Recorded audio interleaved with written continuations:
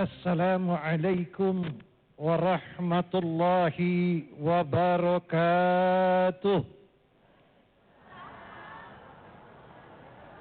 Ya Allah, ya Rabbi, bapak-bapak dan ibu-ibu yang jawab salam, mudah-mudahan semuanya berada dalam syurganya Allah. Yang enggak jawab salam, mudah-mudahan di emper-emper syurga. Enak di emper-emper, ya Mi ya. Nah, ketimbang jeblos. Ibu mau di emper-emper atau mau masuk ke dalam syurga Allah? Pengen masuk surga, yuk kita jawab salam, karena jawab salam adalah doa. Assalamualaikum warahmatullahi wabarakatuh.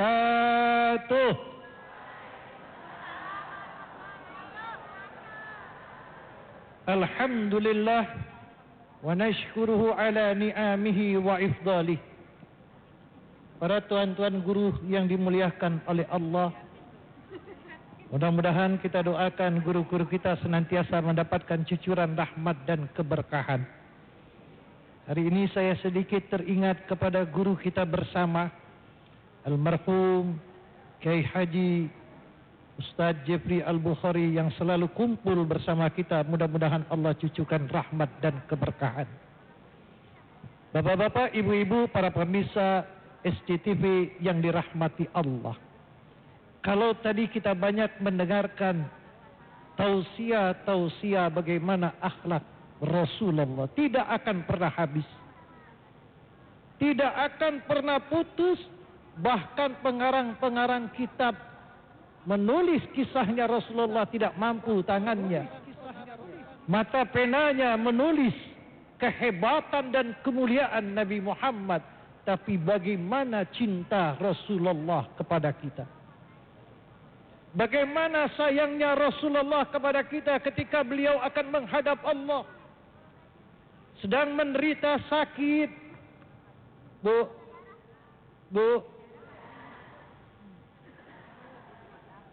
Bu, ketika Rasulullah sakit, mendampingi Sayyidina Ali bin Abi Thalib, Siti Fatimah, para sahabat sedih ingin berpisah kepada Rasul.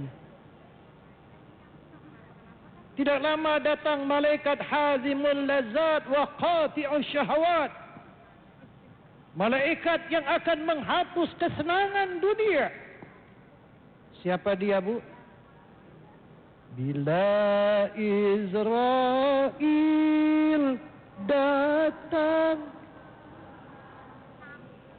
badan kujur di pembaringan. Ya Allah, saat itu Rasulullah akan dicabut nyawanya. Dia tidak minta panggilan Siti Fatimah, tidak dia panggil siapa-siapa. Yang dia panggil ummati, ummati. Ya Allah, gimana umatku nanti? Kita semua, Bu, yang diingat sama Rasulullah ketika sakitnya malaikat maut menjemput sampai ruhnya di lutut, beliau berhenti. Israel, stop sebentar, stop. Aku tidak kuat menahankan sakit yang sangat luar biasa. Stop Israel, stop sebentar. Aku kepingin tahu, apakah setiap kau mencabut nyawa sakitnya semacam ini? Ya Rasulullah, ini yang aku lakukan paling ini yang aku lakukan, ya Allah. Tidak seperti yang lain, aku sudah berusaha dengan selembut mungkin mencabut nyawamu. Ini sakit semacam ini yang kau lakukan lembut. Bagaimana kalau kau mencabut nanti nyawa umatku? Ya Allah, ya Rabb, aku minta, ya Allah, andai kata umatku nanti ketika dia akan menghadap Allah, akan dicabut nyawanya, sakitnya aku bersedia untuk menanggung sakit. Rasulullah siap menanggung sakit ketika kita akan dicabut nyawa. Belum berapa, Bu, cinta kita kepada Rasulullah, belum berapa. Ketika Rasulullah nanti orang yang awal dikeluarkan dari dalam kubur, Sayyidina Muhammad Rasulullah Dia tidak panggil siapa-siapa. Dia tidak teriak, di mana sahabatku, di mana Ali, di mana Umar, di mana yang lainnya, tidak. Di mana Hasani wal Husain, tidak. Begitu dia keluar, aina ummati, di mana umatku.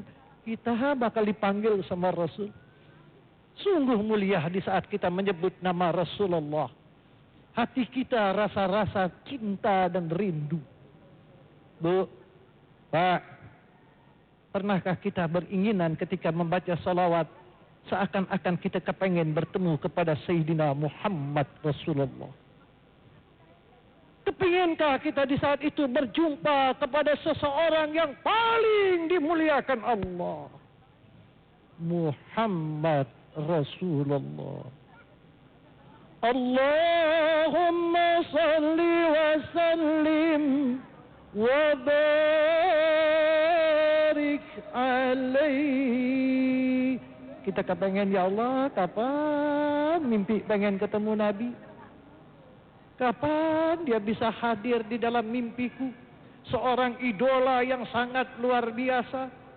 Ingin kita berjumpa kepada kekasih Allah Muhammad. Mudah-mudahan orang yang cinta kepada Nabi Muhammad akan ditunggu sama Rasulullah Sallallahu Alaihi Wasallam nanti di yaumil qiyamah. Ingin hati memeluk gunung, apalah daya tangan tak sampai. Ingin hati cerita panjang, Bang Ali sudah nunggu di belakang. Silakan. Terima kasih Habib.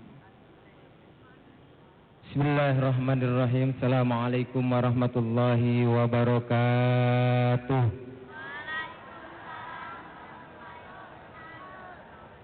Alhamdulillahirabbil alamin. Wassalatu wassalamu ala asrafil anbiya wal mursalin. Sayyidina wa habibina wa syafi'ina maulana Muhammadin wa ala alihi wa sahbihi ajma'in, amma ba'du. Jamaah yang saya muliakan, pemirsa STTV yang insya Allah dimuliakan Allah Subhanahu wa ta'ala. Syukur alhamdulillah kita duduk di sini, kalau ibarat kuliah ini langsung dari S1 sampai S2. Malah yang nyender ke belakang itu udah sampai S-teler. Ngelonjor kakinya. Kenapa?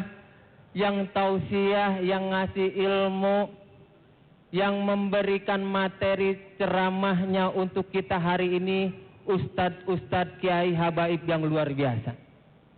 Ulama-ulama yang tahu persis ilmunya, dan kita mendengarkan dari tadi sudah hampir belasan yang ceramah memberikan tausiah kepada kita. Makanya saya yakin pulang dari sini sampai di rumah, saya yakin semuanya udah pada jadi ustazah dan jadi ustaz. Makanya yang di belakang ketar-ketir. Kenapa? Kalau setiap ceramah yang ceramahnya banyak, kemudian hadirin yang hadir banyak, ketar-ketir di belakang. Pulang dari majelis ini sampai di rumah banyak saingan. Tapi kita nggak takut itu. Kenapa? Kita dikenalkan oleh Rasulullah SAW, dikenalkan Allah Subhanahu wa Ta'ala. Makanya kita senantiasa wajib bersyukur pada Allah Subhanahu wa Ta'ala, wajib berterima kasih kepada Rasulullah SAW yang telah mengenalkan kita pada Allah. Tapi jamaah sekalian, terkadang kita ini mengecilkan Allah. Kita ini menyepelekan Allah dan kita suka buruk sangka kepada Allah Subhanahu wa Ta'ala. Punya utang sedikit, nangis, stres, bunuh diri. Dia nggak tahu kalau Allah maka yang nggak minta sama Allah. Baru diketok-ketok rumahnya sama debt collector mau ngambil motor, ngumpet, bukannya dihadapi, dia minta sama Allah. Pasti Allah akan menjamin rizkinya. Kita terkadang mengecilkan Allah Subhanahu wa Ta'ala. Yakin yang hadir di sini orang-orang yang senantiasa membesarkan Allah dengan kalimat Allahu Akbar, dengan segala apa yang telah Allah anugerahkan kepada kita. Kalau kita sudah membesarkan Allah, maka kita termasuk orang-orang yang beruntung dan orang-orang yang tidak pernah disia-siakan dunia dan akhirat oleh Allah Subhanahu wa taala. Makanya jangan sekali-kali kita berburuk sangka kepada Allah. Coba lihat di dalam surah Al-Baqarah ayat 216. Wa asa ayyakrahu say'an wa huwa khairul lakum. Wa asa an tuhibbu syai'an wa huwa syarrul lakum wallahu ya'lamu wa antum la ta'lamun. Boleh jadi apa yang menurut kita buruk itu baik menurut kita. Dan boleh jadi apa yang kita cintai dan baik menurut kita itu buruk menurut baik ataupun buruk menjadi buruk untuk kita.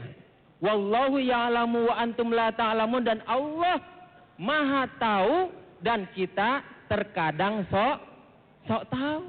Coba saya contoh, ada cerita. Mohon maaf, digigit anjing itu pengalaman baik apa buruk? Baik apa buruk digigit anjing? Buruk, belum tentu. Kenapa? Satu hari ada pemuda yang jomblo umurnya udah 35 tahun. Satu hari dia berdoa pagi-pagi sama Allah, ya Allah, bagaimana ini umur udah 35 tahun tapi belum dapat juga jodoh. Ternyata setelah berdoa pagi-pagi dia sholat dua keluar rumah. Baru keluar yang namanya pintu gerbang, ternyata ada yang ngejar-ngejar. Subhanallah. Apa yang terjadi? Ternyata yang ngejar-ngejar guguk. Dikejar, digigit. Kira-kira digigit anjing baik apa buruk? Buruk menurut kita, tapi belum tentu. Coba lihat, ceritanya bersambung. Setelah digigit anjing, ternyata itu pemuda yang tadi dibawa ke sebuah klinik. Sampai di klinik ternyata ketemu sama dokter. Dokter punya asisten perawat. Akhirnya dirawat 3 hari, kata perawat begini, Bang, kenapa sih pakai digigit anjing begini, Neng? Ini udah 35 tahun belum dapat jodoh. Udah gitu pagi-pagi berdoa, minta sama Allah biar dikejar-kejar cewek, dikejar-kejar guk-guk. Coba bayangin, Neng, ini gara-gara anjing abang digigit kayak begini. Apa kata perawatnya? Oh, kalau gitu sama saya, Bang. Saya udah 32 tahun menanti seorang laki-laki belum dapat. Kata yang cowoknya, yang bener, Bang. Akhirnya tukeran bebek, akhirnya bisa menikah. Apa kata anak muda tadi? Untung gue digigit anjing. Coba bayangin digigit buaya, habis. Sekarang saya tanya, kalau misalnya orang pakai hijab itu baik apa buruk? Baik apa buruk? Belum tentu. Ada anak dari kecil, Bu, dari pas masuk SD pengen pakai jilbab sama bapaknya dilarang. Satu hari pas dia ulang tahun ke-17, dia bilang dia mau terang-terangan, dia mau jihad, kata dia. Pokoknya depan papa mama hari itu dia harus bilang sama papa mamanya, dia harus berhijab. Pas malam ulang tahun ke-17 dia mau ngasih surprise sama mama papanya. Pas dia di depannya udah ada kue ulang tahun, dia bilang langsung pakai jilbab. Papa mama, mulai hari ini saya berhijab. Apa kata papanya? Tidak. Joni, bagaimana papa mengizinkan kamu pakai jilbab? Joni.